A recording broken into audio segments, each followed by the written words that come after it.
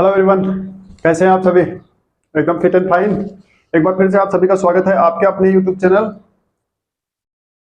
English corner में, international YouTube channel English corner. यहाँ पे हम जो कुछ पढ़ रहे थे वो था सब्जेक्ट वर्ब एग्रीमेंट, कर्ता क्रिया समझौता। और उसके अंदर हमने अभी तक जो है वो 7 रूल्स या नियमों के बारे में इंफॉर्मेशन गेन की है, अचीव की है, जानी है, पहचानी है, उसको सेंटेंसेज में अप्लाई भी किया है, बहुत सारी चीजें की हैं। उसके साथ साथ हर एक वीडियो में एक नए मॉन्यूमेंट या नई बिल्डिंग के बारे में, जो कि एक्चुअली है नहीं, वो बहुत पुरानी बिल्डिंग्स हैं, बहुत फेमस बिल्डिंग्स हैं, मॉन्यूमेंट्स हैं। और उसको देखने के लिए अराउंड द वर्ल्ड हमारे यहाँ जो है वो टूरिस्ट आते हैं, लोग आते हैं देखने के लिए, उनकी तारीफ करते हैं, तारीफ पे तारीफ, तारीफ पे तारीफ, तारीफ पे तारीफ करते हैं।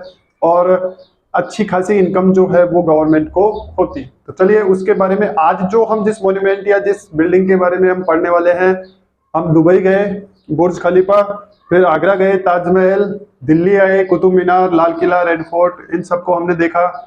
हालांकि मैं दिखा के तो नहीं लाया आपको, लेकिन उसके बारे में जो अमेजिंग फैक्ट्स थे वो आपको देने की या बताने की मैंने कोशिश की। आज जो है आप आएंगे राजस्थान। मैं तो पहले से ही हूँ, आपको आना है राजस्थान में। यदि राजस्थान से नहीं है तो राजस्थान से है तो फिर इस मॉन्यूमेंट को आप अच्छे से जानते भी होंगे, देखा भी होगा आपने। और हम जिस मॉन्यूमेंट या जिस बिल्डिंग के बारे में आज अमेजिंग फैक्ट्स जानेंगे वो होगी हवा महल। कौन सी होगी? हवा महल, पैलेस ऑफ विंड्स। तो वो latter part of the video में देखेंगे। पहले देख लेते हैं सब्जेक्ट वर्ब एग्रीमेंट। 7 रूल्स हम पहले ही स्टडी कर चुके हैं। रूल नंबर 8 जो है, यदि कोई सेंटेंस आइदर और से कनेक्ट है या जुड़ा हुआ है, तो उस सेंटेंस में जो वर्ब आएगी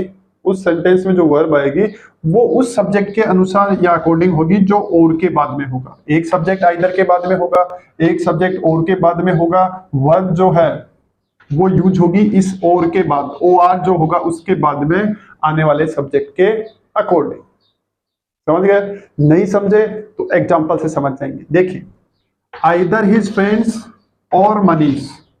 अब एक सब्जेक्ट ये हो गया, दूसरा सब्जेक्ट हो गया ये, ब्रोकन दिस कप।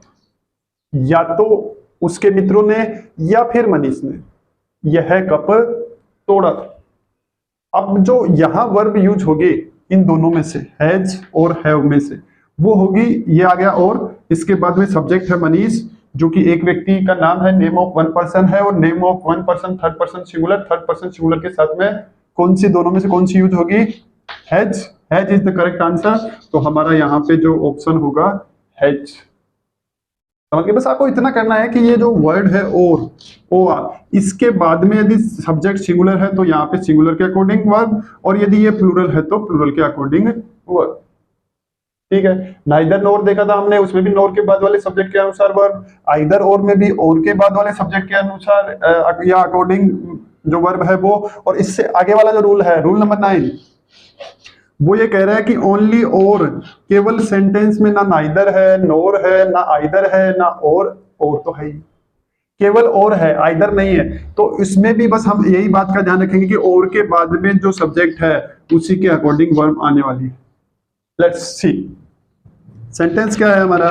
सेंटेंस हमारा है the teacher and the boys blank space playing cricket. अध्यापक और लड़के क्रिकेट खेल रहे।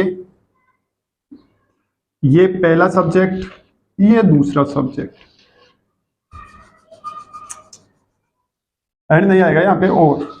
द टीचर और द बॉयज, या तो अध्यापक या फिर लड़के क्रिकेट खेल रहे। अब ये पहला सब्जेक्ट, ये दूसरा सब्जेक्ट, और के बाद में कौन सा है? द बॉयज, जो कि प्लूरल सब्जेक्ट है। वो क्या है? प्लूरल सब्जेक्ट है। तो प्लूरल सब्जेक्ट के अनुसार इन दोनों में से कौन सी प्रॉपर होगी हेल्पिंग वर्ब? ये तो है सिंगुलर आई और थर्ड पर्सन सिंगुलर सब्जेक्ट के साथ में, ये प्लूरल के साथ में। तो ये सब्जेक्ट प्लूरल है तो हम यहां पे लिख देंगे प्लूरल। ठीक है। अब यदि इनको उल्टा कर दें, जैसे द बॉयज को इधर ले आए, द टीचर को इधर ले जाए, तो सेंटेंस हमारा क्या बन जाएगा? द बॉयज और the teacher playing cricket, blank space वैसा ही होता है। तो यहां पर फिर वर्ब नहीं आएगा, फिर कौन सी हेल्पिंग वर्ब आएगी? वो जाएगी, क्योंकि द टीचर जो है वो कैसा है? Singular subject. समझ गए होंगे आप। तो और के बाद में आने वाले सब दोनों को आप इंक्लूडिव भी पढ़ेंगे तो अकेला और होगा तो भी उसके बाद में जो सब्जेक्ट है उसी के अकॉर्डिंग वर्ब, और यदि आइदर और है तो और के बाद में आने वाले सब्जेक्ट के अनुसार या अकॉर्डिंग हम वर्ब लिखेंगे। और के बाद वाला सब्जेक्ट यदि सिंगुलर है तो वर्ब भी सिंगुलर लिख देंगे, और यदि प्लूरल सब्जेक्ट है तो वर्ब भी प्लूरल लिख देंगे। तो ये है हमारे rule number 8 and 9। Let's move forward. Let's see rule number 10 में यह है कि यदि कोई सेंटेंस जो है वो देर से स्टार्ट हुआ है, ध्यान से सुनिएगा, सेंटेंस जो है वो किससे स्टार्ट हुआ है, देर से स्टार्ट हुआ, फिर उसके बाद में क्या आ गया, ब्लैंक स्पेस आ गया, डॉटेड प्लेस आ गया, और उसके बाद में एक वर्ड या जो सब्जेक्ट है वो दिया हुआ है। तो जो वर्ब आएगी ना वो ब्लैंक स्पेस तो पहले है, लेकिन जो वर्ब लिखी जाएगी वो इसके अकॉर्डिंग लिखी जाएगी, जो वर्ड या जो सब्जेक्ट उस ब्लैंक स्पेस के बाद में दिया हुआ है। देखते हैं कैसे। There blank space a man in the room. अब इज और आर में से हमें फिल करना है ब्लैंक स्पेस में कौन सी करेक्ट वर्ब होगी। तो ए मैन मतलब एक व्यक्ति सिंगुलर है तो आर तो आ नहीं सकता है, क्या आएगा, इज। ठीक है, there is a man in the room. तो जो देयर से स्टार्ट हुआ सेंटेंस है, यदि उसके तुरंत बाद ब्लैंक स्पेस है और ब्लैंक स्पेस के बाद में जो वर्ड या जो सब्जेक्ट लिखा हुआ है, वर्ब उस ब्लैंक स्पेस में किसके अकॉर्डिंग आएगी, उस ब्लैंक स्पेस के बाद वाले वर्ड या सब्जेक्ट के according. Rule number 11। Rule number 11 ये कह रहा है कि not only but also say यदि कोई सेंटेंस कनेक्ट किया हुआ है, ये भी कंजक्शन है, तो यदि इससे कोई सेंटेंस जुड़ा हुआ है, कनेक्ट है, तो बट आल्सो के बाद में जो सब्जेक्ट है या जो वर्ड आया है बट आल्सो के बाद में, मतलब एक सेंटेंस नॉट ओनली एक सब्जेक्ट जो है वो नॉट ओनली के बाद में होगा, एक बट आल्सो के बाद में होगा, तो वर्ब जो है वो बट आल्सो के बाद में आने वाले सब्जेक्ट या वर्ड के अकॉर्डिंग होगी। एग्जांपल से देख लेते हैं, एग्जांपल से ज्यादा समझ में आता है। Not only he but also I sleeping, ना केवल वो बल्कि मैं भी क्या कर रहा था, सो रहा। अब बट आल्सो के बाद में सब्जेक्ट क्या है, आई। आई के अकॉर्डिंग प्रॉपर जो वर्ब है वो कौन सी होगी, एम। तो ये है हमारे रूल नंबर 10 और 11। ज्यादा कुछ इसमें डिफिकल्टी है नहीं, कोई भी इसका रूल जो है वो इतना डिफिकल्ट या टफ नहीं है कि वो आपको समझ में नहीं आ रहा हो। बस थोड़ा सा कंसंट्रेशन, थोड़ी सी आपकी मेंटेलिटी जो है ना वो पढ़ने वाली होनी चाहिए, समझने वाली होनी चाहिए। सब कुछ अंडरस्टेबल है, सब कुछ समझ में आएगा। केवल हमारा फोकस, हमारा कंसंट्रेशन जो है वो थोड़ा सा स्टेबल होना चाहिए, इधर उधर भागना नहीं चाहिए, और चीजों को हमें अच्छे से समझने की कोशिश करनी चाहिए, फिर सब कुछ समझ में आने वाला है। कोई भी रूल जो है वो इतना टफ नहीं है, बस थोड़ा सा ध्यान देने की जरूरत है, चीजें ऑटोमेटिकली क्लियर होती जाएंगी। तो आज के लिए सब्जेक्ट वर्ब एग्रीमेंट बस इतना ही है, बाकी का जो है वो पढ़ेंगे नेक्स्ट वीडियो में। अब चलते हैं हवा खाने, हवा महल। राजस्थान में आइए, पधारो हमारे देश, बदल दूं थारो देश, क्योंकि बाकी का आपको आता ही होगा। ओके, लेट्स सी द हवा महल। अब यहाँ पे उसका मैं आपको पिक्चर तो नहीं दिखा सकता हूँ, लेकिन उसके बारे में कुछ अमेजिंग फैक्ट्स मैं आपको बताने वाला हूँ हवा महल के बारे में। आई होप वो आपको पसंद आएंगे और आपका जो नॉलेज है उसमें इंक्रीजमेंट भी होगा। लेट्स सी हवा महल, इसको पैलेस ऑफ विंड्स भी कहते हैं, क्योंकि जैसा कि इसके नाम से ही है, इसके अंदर जो है वो 953 विंडोज है, जिनको हिंदी में झरोका कहा जाता है, अखियों के झरोकों से। ये सॉन्ग आपने सुना होगा, वही झरोका, 953 झरोका। और जब गर्मियां हो या सर्दियां, उसमें से इतनी विंड ब्लो करती है ना कि गर्मियों में ये इतना कूल रहता है कि आपको गर्मी का एहसास भी नहीं होता।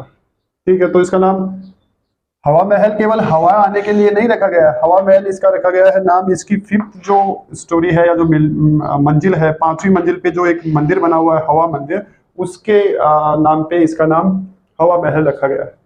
बनाया गया था इसको महाराजा सवाई प्रताप सिंह के द्वारा। इसके जो बनाने वाले थे वो थे महाराजा सवाई प्रताप सिंह। और कब बनाया गया था, 1799 में। देख लीजिए कितना पुराना है, 200 लगभग 224 साल पहले बना हुआ, इतनी पुरानी बिल्डिंग है। आज भी देखने में उतनी ज्यादा अट्रैक्टिव है, उतने ही ज्यादा टूरिस्ट वहां पे जाते हैं। तो इतनी स्किलफुल तरीके से बनाया गया है ना, उसको इतना अट्रैक्टिव बनाया गया है कि आप रोक नहीं पाते हैं उसको देखने से जब भी आप जयपुर विजिट करेंगे, क्योंकि in the centre of the city, शहर के बीचों बीच बनाया हुआ है। और बनाया उसको इसलिए गया था, या इतनी विंडोज उसमें इसलिए रखी गई हैं कि वहां पर जो स्ट्रीट्स में या उस रोड पर से जो भी प्रोसेशन जुलूस निकलते थे या जो भी एक्टिविटी होती थी, उसको जो रॉयल फैमिली की लेडीज होती थी वो देख पाए और उनको कोई नहीं देखे। वो तो सड़क पे होने वाली एक्टिविटी को देखे, कोई जुलूस निकल रहा है, कोई झांकी निकल रही है, जो भी कुछ हो रहा है उसको वो तो देख सके, लेकिन आउटर पीपल कोई भी उनको नहीं देखे, इसलिए इसको बनाया गया था। तो बहुत ही मतलब शानदार ये मॉन्यूमेंट है। इसको बनाने के अंदर रेड और पिंक सैंडस्टोन का यूज किया गया है, इसीलिए ये पिंक दिखता है। और सभी मतलब जो पिंक सिटी है जयपुर जो है उसमें ऐसा, इसीलिए उसको पिंक सिटी कहा जाता है, क्योंकि उसका पूरा का पूरा जो मेन जयपुर है जो पुराना बसा हुआ है उसमें सभी इमारतें जो हैं वो पिंक कलर रखती हैं, या उनका रंग जो है कलर जो है वो पिंक है, तो पिंक सिटी कहलाती है। और इसके अंदर रेड और पिंक जो सैंडस्टोन बलुआ पत्थर है उनका इस्तेमाल हुआ है बनाने में। 5 मंजिल का इसका जो बाहरी भाग है, एक्सटीरियर है, बाहर से देखेंगे तो आप इसकी 5 मंजिलों को काउंट कर पाएंगे, 5 स्टोरी है। और इसकी जो संरचना है बाहर से जब आप इसको देखेंगे तो मधुमक्खी के छत्ते के जैसे लगती है। जैसे मधुमक्खी के छत्ते में वो बीच में होल होल से दिखते हैं, छिद्र दिखते हैं, वैसे इसके अंदर वो क्या दिखते हैं, झरोके दिखते हैं या विंडोज दिखती हैं, तो मधुमक्खी के छत्ते की तरह दिखता है। एक्चुअली इसकी जो शेप है, आकृति जो है वो एक मुकुट की तरह है, क्राउन की तरह है। और स्पेशलाइज करें कि किसका क्राउन या कैसा क्राउन, तो जो कृष्णाज क्राउन है, भगवान श्री कृष्ण का जो क्राउन है उससे ये सिमिलरिटी रखता है, या उसकी शेप से ये सिमिलरिटी रखता है। और ऐसा इसलिए माना जाता है कि इसकी जो शेप है उसको कृष्णा के मुकुट से क्यों कंपेयर किया जाता है, क्योंकि ये जो सवाई प्रताप सिंह जो थे, महाराजा जो थे, ये कृष्ण जी के बहुत बड़े डिवोटी थे, भक्त थे। तो ये माना जाता है कि उन्होंने उन्हीं के मुकुट के मुकुट को बेस मानकर या उन्हीं को आइडल मानकर इस बिल्डिंग का स्ट्रक्चर तैयार किया था, या जो भी प्लान था वो बनाया। 953 विंडोज या झरोकाज है। इसकी जो स्टाइल है बनाने की, बिल्डिंग बनाने की, वो उसके अंदर 2 स्टाइल्स का मिक्सचर है, इस्लामिक एंड राजपूत या राजस्थानी स्टाइल का। राजस्थानी स्टाइल में भी बनाया गया है, इस्लामिक स्टाइल में भी बनाया गया है।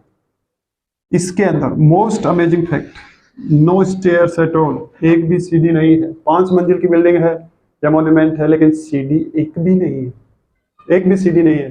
तो फिर आप ऊपर कैसे जाएंगे? उसके लिए रैंप्स बनाए हुए हैं, ढलान बने हुए हैं, उन पर से आप ऊपर जा सकते हैं। वैसे वाले ऊपर नहीं, उस बिल्डिंग के ऊपर जा सकते हैं देखने के लिए या घूमने के लिए। तो एक भी सीढ़ी नहीं है, केवल रैंप्स बने हुए हैं। इसका कोई डायरेक्ट एंट्रेंस नहीं है। हवा महल जितनी दूर में बना हुआ है उसके अंदर एंटर आप बाहर मतलब मेन रोड से एंटर नहीं कर सकते हैं, क्योंकि उधर एंट्रेंस रखा ही नहीं, एंट्रेंस नहीं है उधर से। फिर किधर से जाना पड़ेगा आपको जब भी जाएं आप? वैसे आप गए हुए होंगे, नहीं गए हुए हैं तो आप पहले सिटी प्लेस की तरफ से जाएंगे। किधर से जाएंगे? सिटी पैलेस जो है उसमें एंटर करेंगे, क्योंकि ये हवा महल जो है वो इसी पैलेस या सिटी जो पैलेस है इसी के एक पार्ट या भाग के रूप में बनाया हुआ है। तो आपको सिटी पैलेस का जो रास्ता है उधर से आपको एंटर करना पड़ेगा। अब सबसे आश्चर्यजनक, सबसे अद्भुत फैक्ट है इसका, कोई नींव नहीं है, नो फाउंडेशन एट ऑल। जैसे अपन किसी चीज को ऐसे ऊपर से उठाकर ऐसे रख देते हैं, सरफेस पे ही है, जमीन में कुछ नहीं है, तो इसकी नींव ही नहीं है। और बिल्डिंग जो है वो 5 मंजिल की है। बिल्डिंग कितनी ऊंची है? 5 मंजिल की बिल्डिंग है, नींव बिल्कुल नहीं है तो मतलब वो जीरो के बराबर ही है, जितनी है ना वो ऑलमोस्ट जीरो, जीरो के बराबर ही है। और बिना नींव की ये विश्व की सबसे ऊंची बिल्डिंग है ना? अद्भुत, इनक्रेडिबल। ये मतलब ये हम पुराने लोगों को या पुराने जमाने के लोगों को ऐसे सोचते हैं कि वो पढ़े लिखे नहीं थे, या वो रूढ़िवादी थे, या वो ऑर्थोडॉक्स थे, ट्रेडिशनल थे, अंधविश्वास में जीते थे, बिल्कुल नॉलेज नहीं था, ये मतलब कईयों के माइंड में रहता है। लेकिन आज ऐसी बिल्डिंग बनाना अच्छे अच्छे की बस की बात नहीं है, नहीं है ना? तो विश्व की सबसे ऊंची बिना फाउंडेशन वाली ये बिल्डिंग है हवा महल। इसका नाम जो है वो हवा मंदिर, जो इसकी 5वीं मंजिल पे है उस पे रखा गया है, हवा महल। बहुत सारे टूरिस्ट जो हैं वो यहाँ पे घूमने आते हैं। आप जयपुर आए और हवा महल नहीं देखा तो फिर क्यों आए? तो अब अगली बार जब भी आप जयपुर पधारें यहाँ जरूर पधारें, और आप वहाँ का जो बिल्डिंग बनाने का जो स्टाइल है ना उसको देखकर बिल्कुल आपका मुंह खुला खुला रह जाएगा। You will be totally amazed. तो आइए कभी हवा महल देखने। और केवल ये इकलौती ऐसी बिल्डिंग नहीं है जयपुर के अंदर, बहुत सारे मॉन्यूमेंट्स हैं जो आपको अमेज करेंगे, आपको दांतों तले अंगुली दबाने पर मजबूर कर देंगे। ये तो अभी शुरुआत है, आगे आगे देखिए राजस्थान में है क्या। चलिए, तो आज के लिए बस इतना ही। आई होप आपको हवा महल के बारे में जितनी भी इंफॉर्मेशन थी वो बहुत ज्यादा पसंद आई होगी। पसंद आई है तो लाइक करते रहिए, शेयर करते रहिए, सब्सक्राइब तो कर ही लिया होगा, आपने नहीं किया है तो फिर देर किस बात की है, कर लीजिए। और केवल आप ही सब्सक्राइब मत कीजिए, जिनको शेयर कर रहे हैं उनको भी बोलिए कि वो भी सब्सक्राइब करें और नई नई इंफॉर्मेशंस रिसीव करते रहें। चलते हैं, आज के लिए बस इतना ही, मिलते हैं नेक्स्ट वीडियो में। Till then good night, take care, see you soon in the next video, bye bye.